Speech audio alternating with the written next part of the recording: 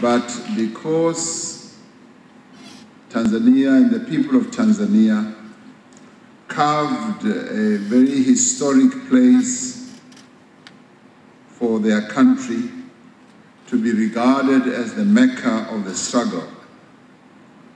It has been whispered to me that God is about to decide which one of the two countries is the most beautiful.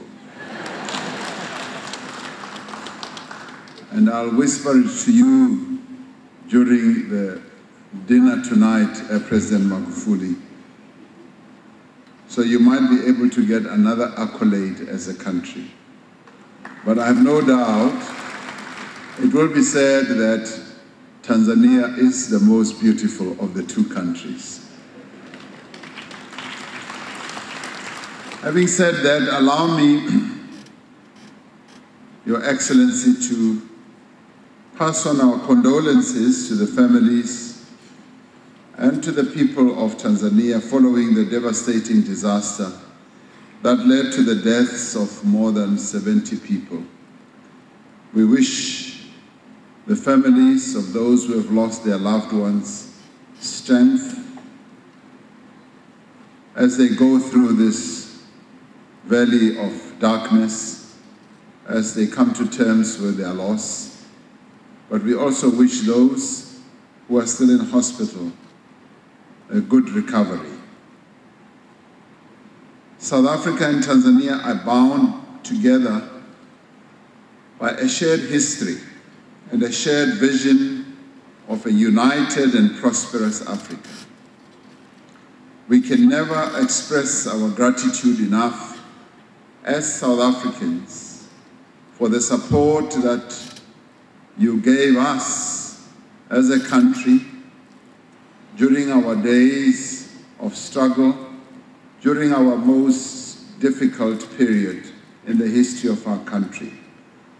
You accommodated us, you trained us, you supported us in many, many ways, and you even made enormous sacrifices.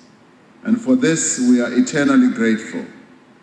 We're eternally grateful, and that is why the bonds between us are not only historic, but they are also the bonds of blood, and we thank you for this. So we've been bound together over decades by a spirit of selflessness, solidarity, and struggle. These attributes have helped us to forge a partnership that has withstood the brutality of the apartheid system and the arrogance of colonial domination. After centuries of exploitation and oppression, our continent is today free from external political dominance, thanks to the selfless sacrifices of those who have gone before us. We are therefore honored to set foot here on the soil of the United Republic of Tanzania, a country that has always been at the forefront of the struggle for the emancipation of the African people. Your Excellency, we are certain that the discussions we have had today will further strengthen the strong historic bonds between our two nations. We trust that our presence here today will enable our two countries to strengthen cooperation in every sphere of life towards the attainment of national, regional, and continental aspirations. The recent launch of the operationalization of the African Continental Free Trade Area, an ambitious initiative to integrate the economies of this continent, provides a further opportunity for our two countries to cooperate for the mutual benefit of our people. We are therefore eager to explore how, as governments, we can work together with our respective business communities to achieve inclusive growth and development. This initiative makes manifest the timeless words of the late President Julius Nyerere when he said, "Without unity, there is no future for Africa." The achievement of consensus amongst African countries on the continental free trade area is a sign of the future that is to come, of a transformative Africa built on the principle of shared and inclusive growth. Over the coming decades, the population of our continent will grow to well over 1 billion people. The population of cities and universities will expand at an even greater rate, and by 2030, African consumers will spend well over $2.5 trillion US. The resultant boom that this offers us is an unprecedented opportunity to leverage this demographic dividend to promote rapid industrialization and development. By realizing this opportunity and grabbing it, it is possible that we will be able to remove the difficulties and deal with those difficulties that we have had in the past. But in order to do so, we will have to remove barriers that prevent business from thriving. Our own country is currently going through a low cycle of growth.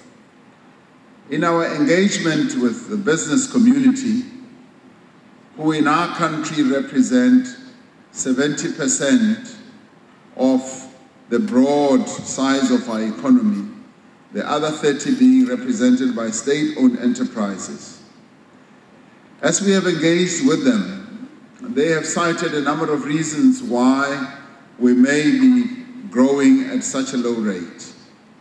And some of those reasons they have cited have been policy uncertainty and inconsistency over the past few years.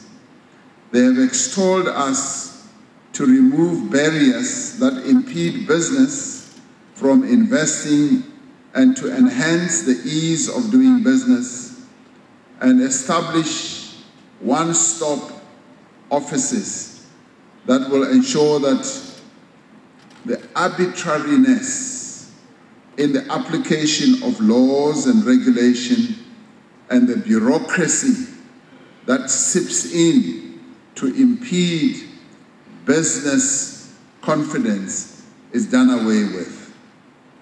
We have paid heed to these concerns and have found that by paying attention to these matters actually increases the confidence of business people in doing business in our country. Some of the issues that they had raised with us were fairly simple and straightforward things, such as visa regulations. They said the visa regulations that we've got are too stringent, and as a result, they prevent not only tourists from coming to South Africa, but they also prevent business travelers, executives, and managers from coming to South Africa easily. And they have said to us, remove all these barriers, and you will see that your economy will begin to respond in a positive way. They have also said, and they identified a number of reasons, and they have also said the arbitrariness of government officials in stopping businesses from growing is something that we should pay attention to.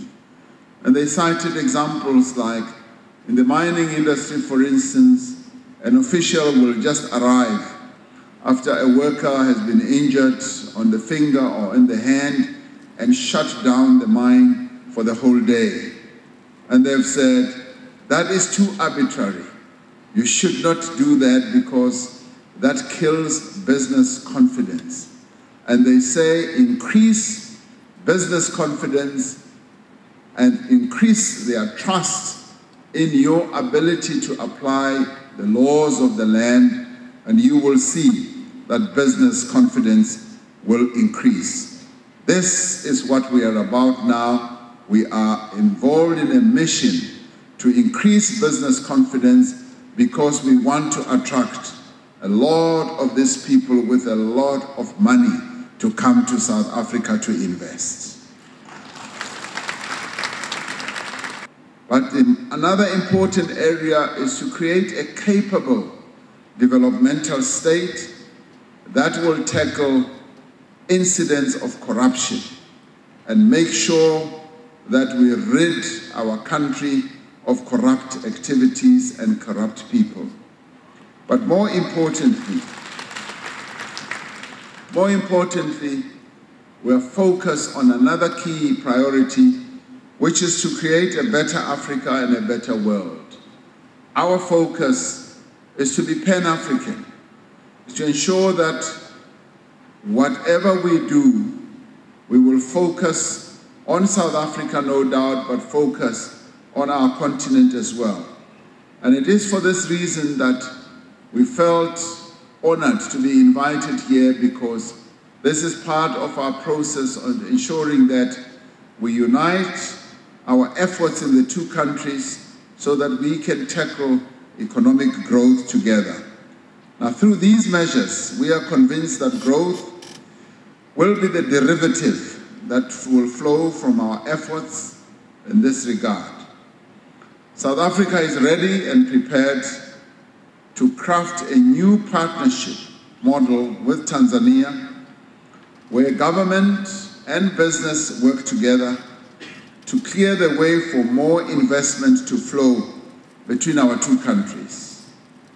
I'm therefore extremely pleased that specific project ideas have been presented and discussed during the course of this business forum. Last year, trade between our two countries amounted to $470 million US, with South Africa being the largest purchaser of Tanzanian exports. South African firms are among the top 5 largest investors in Tanzania, operating in areas like mining, manufacturing, finance, ICT, and telecoms. President Magufuli informed me that there are some 228 South African companies operating in Tanzania. We are naturally very pleased about this. We also want a number of Tanzanian companies to come and invest in South Africa. Let us match each other as we cross-invest in each other's economies. We confirm that these South African businesses operating here have taken advantage of the wonderful relationship that exists between the government of Tanzania and South Africa. We have reinforced this strong economic base by signing agreements between our two governments to promote investment and to cooperate on issues of investment, trade, and industry. We recognize that to strengthen our economic ties, we must redouble our efforts to promote the industrialization between our two countries and across the African continent. We must learn from the lessons of other regions in the world, where imbalanced development has limited the impact of regional integration and threatened the longevity of regional blocs.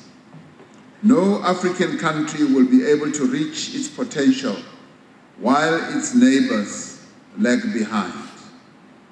South Africa recognizes this and looks to Tanzania as a strategic partner in this long march to build a prosperous society. We have a shared responsibility to drive forward SADC's initiatives to to promote deeper integration and accelerated industrialization. The SADC Industrialization Strategy Roadmap and Action Plan represent a base from which our region can begin building a conducive environment for the development of competitive regional value chains. Our two countries must identify and invest in the value chains that have the greatest potential to drive growth and employment. This will require that we naturally expand our efforts in developing appropriate infrastructure, improving the movement of goods across borders, and building the skills and technologies that are needed to compete in an increasingly digitized global economy. These efforts will unlock enormous value for our business communities. Investments in large cross-border infrastructure projects will improve the business environment. There is just no doubt about that. But they will also stimulate economic activity and could be used to drive African manufacturing. It is estimated that Africa will need to invest between $130 billion and $170 billion a year to meet our infrastructure needs. If there ever was a time for us to do all this, this is the time to do so. But through this, we will be able to empower local businesses to provide the goods and services needed to complete these projects. We must necessarily ensure that regional investments empower regional firms as well in country. This means opening the path for regional trade, resolving outstanding border bottlenecks, and cooperating to align our customs and inspection systems. Trucks that are traveling between South Africa and Tanzania tend to spend a significant amount of time idle at border gates and border posts, slowing down the movement of goods and raising costs for exporters. We must work to develop regional systems for the movement of goods that enable trade without compromising security. Now, these initiatives are particularly important because of the new opportunities that are being offered to businesses across the African continent by the tripartite free trade area and the continental free trade area. Both of these agreements offer a drastically expanded horizon for African trade and investments, and they also offer the potential for development on a regional productive hub that can be leveraged to compete globally. While the African Free Trade Area Agreement is the first priority, the real work must then begin to ensure that the agreement is implemented and firms are supported to use the available preferences. Now, alongside investment in infrastructure, we need, as a people, to work together to invest in the youth of our countries.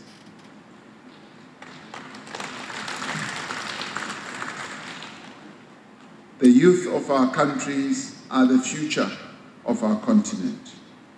For the continental free trade area to succeed, we are going to need those young people to be skilled and to have a knowledge base that will enable them to build competitive industries and to open up new economic frontiers.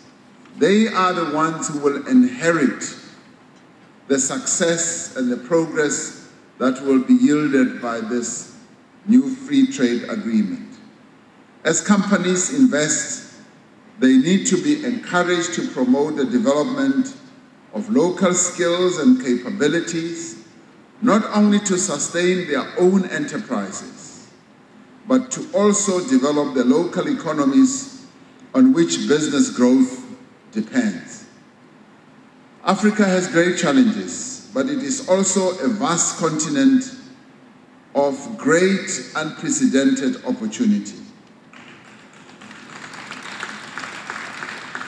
Now, the whole world is looking at Africa to be the next growth story in the economies of the world. And we, as Africans, better get ready. We better get ready to reap this great benefit that we are going to, because we are the ones who are going to be leading in the creation of new technologies. We are the ones who are possibly going to be the factory of the whole world, just as China has been the factory of the world. And more, we are going to inherit that mantle, and we better be ready. And our companies sitting here better be ready for this new frontier that is approaching us. It is ours. The hour for Africa has arrived. Now, even as we do this, we have no doubt about the difficulties involved in trying to get onto this platform. Our objective to build thriving, integrated, and inclusive economies will require the work of a generation. But this is work worth doing, and this is a future worth building. Together we fought colonialism, and together we fought apartheid, a horribly evil, oppressive system. We fought both evils and defeated them. Now together, we now have the great opportunity to build a prosperous future for the people of Tanzania and for the people of South Africa, and indeed for the people of our continent as a whole. Let us take this opportunity and make it real. Thank you very much.